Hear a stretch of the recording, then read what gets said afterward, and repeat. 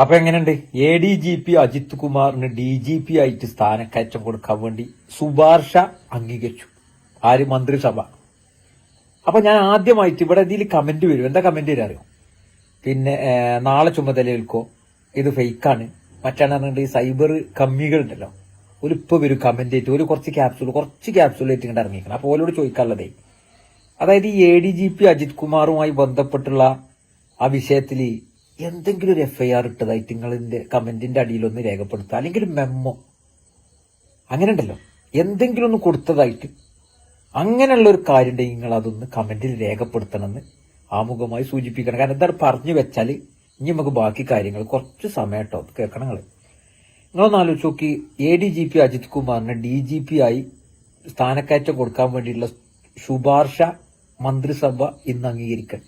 സത്യത്തിൽ അജിത് കുമാറിന് വേണ്ടിയിട്ട് കൂടി ഒരു മന്ത്രിസഭയായിട്ട് നമുക്ക് തോന്നിയില്ല. നിങ്ങൾ ആലോചിച്ചു. ഞാൻ ഈ ബിനോയ് വിശ്വം പറഞ്ഞെങ്ങനെ ആലോചിച്ചണേ, ADGP ആയിട്ട് തുടരാൻ ഇനി അജിത് കുമാറിനെ സമ്മതിക്കൂല എന്ന് പറഞ്ഞേ. സംഗതി ഇപ്പൊ ക്ലിയറായി. ADGP ആയിട്ട് തുടരൂല, DGP ആയിട്ട് സ്ഥാനക്കയറ്റം. അപ്പൊ അത് ഇപ്പോഴൊന്നല്ല, കുറച്ച് കഴിഞ്ഞിട്ടാണ്. അതിന് മാനദണ്ഡങ്ങൾ അത് പിന്നെ ഉണ്ട് എന്നൊക്കെ പറഞ്ഞിട്ട് അതിന് ന്യായീകരണം വരുന്നുണ്ട്. നിങ്ങളൊന്ന് ആലോചിച്ച് നോക്കി, ഒരു അന്വേഷണം നടക്കണം. അന്വേഷണത്തിന് ഞാൻ പറഞ്ഞ മാതിരി FIR ഒന്നുമില്ല കേട്ടോ, ഒരു ചെറിയ ഇതും കൂടി ഇട്ടിട്ടില്ല. അതിലൊക്കെ എന്തോ ഒരു കരുതലാണ് ഇവർ കരുതിയിരിക്കണെന്ന് അറിയങ്ങള്.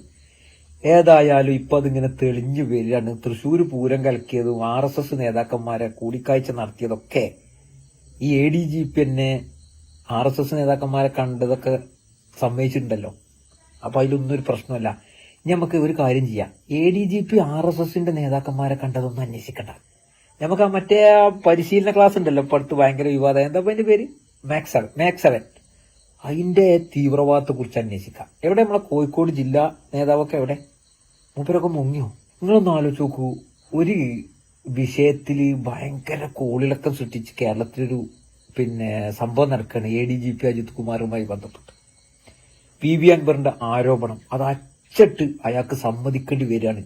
DGP തന്നെ അങ്ങനെ തന്നെ അതിന്റെ റിപ്പോർട്ടും കാര്യങ്ങളൊക്കെ കൊടുത്തു. പക്ഷെ എന്തോ ഒരു കരുതലാന്നറിയങ്ങള്, ഇതുവരെ FIR കാര്യങ്ങളൊന്നും ഇടാതെ ഇപ്പോഴും അങ്ങനെ മുന്നോട്ട് പോയിക്കൊണ്ടിരിക്കുകയാണ്. ആ കേസിൽ ഉടനീളം അജിത് കുമാറിനെ സംരക്ഷിച്ച് കരുതലോട് കൂടിയാണ് ഇവർ മുന്നോട്ട് പോയിട്ടുള്ളത് എന്ന് വളരെ വ്യക്തമായി കേരളത്തിലെ പൊതുസമൂഹത്തിന്, പൊതുബോധത്തിന് ബോധ്യപ്പെടാണ്. സഖാക്കളെ ഒരു കാര്യം ശ്രദ്ധിച്ചോളി, നിങ്ങളടുത്ത് വലിച്ച് ചവറ്റുകൊട്ടയിൽ എറിയും. ഇതൊക്കെ നിങ്ങൾക്ക് വിപരീതമായിട്ട് നെഗറ്റീവായിട്ട് വന്ന് ഭവിക്കും എന്നുള്ളത് നിങ്ങൾ എഴുതി വെച്ചോളി.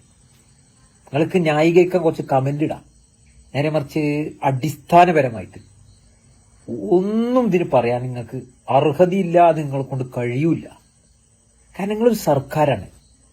ഈ കേരളം ഭരിക്കുന്ന ഗവൺമെന്റിനെ സംബന്ധിച്ചിടത്തോളം, ജനങ്ങളാൽ തെരഞ്ഞെടുക്കപ്പെട്ട ഒരു ഗവൺമെന്റിനെ സംബന്ധിച്ചിടത്തോളം ഇത്രയും ആരോപണ വിധേയനായ, ആ ആരോപണത്തിൽ ഏറെക്കുറെയൊക്കെ ആ പറയുന്ന അജിത് കുമാർ എന്ന് പറയുന്ന വ്യക്തി തന്നെ സമ്മതിച്ച ആ ഒരു അടിസ്ഥാനത്തിൽ ഒരു FIR ഇട്ട് കൃത്യമായ ഒരു അന്വേഷണം നടത്തിയതിന്റെ റിപ്പോർട്ട് പോലും ഇതുവരെ സമർപ്പിച്ചിട്ടില്ല എന്നുള്ളൊരു വസ്തുത നിലനിൽക്കെ പ്രൊമോഷനോട് കൂടി DGP ആകാനുള്ള ശുപാർശക്ക് അംഗീകാരം കൊടുക്കാൻ ഞാനിങ്ങനെ ആലോചിച്ചു പോവുകയാണ്. ഈ സുരേന്ദ്രനും മറ്റോലൊക്കെ BJPന്റെ ഓരെ സംബന്ധിച്ചിടത്തോളം ഇതിലൊരു കപടതയാണല്ലോ.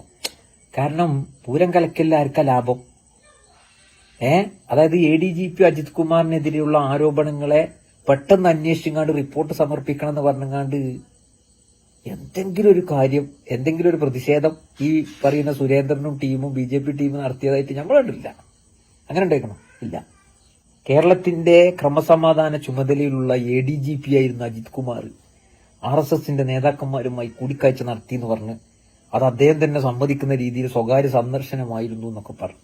കവടിയാറിൽ അദ്ദേഹത്തിന്റെ വീടുമായി ബന്ധപ്പെട്ടുള്ള അന്വേഷണമൊക്കെ നടന്നുകൊണ്ടിരിക്കുകയാണ്. അങ്ങനെയുള്ള ഒരു വ്യക്തിക്ക് ഇപ്പൊ പറയണ കേൾക്കുന്നത് DGP ആയിട്ട് സ്ഥാനക്കയറ്റം, അതിപ്പോഴല്ല, അത് പിന്നെയാണല്ലോ, അടുത്ത കൊല്ലല്ല, അതിന്റെ പിറ്റേത്തെ കൊല്ലാണല്ലോ, ജൂലൈയിലാണല്ലോ എന്നൊക്കെ പറഞ്ഞിട്ട് അതിനെ ന്യായീകരിക്കണതൊക്കെ കണ്ടു.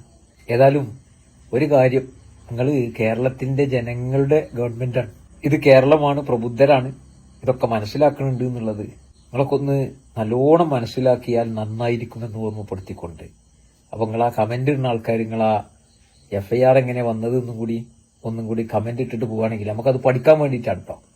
അപ്പൊ അത് ഓർമ്മപ്പെടുത്തിക്കൊണ്ട് നിർത്തുന്നു. നന്ദി.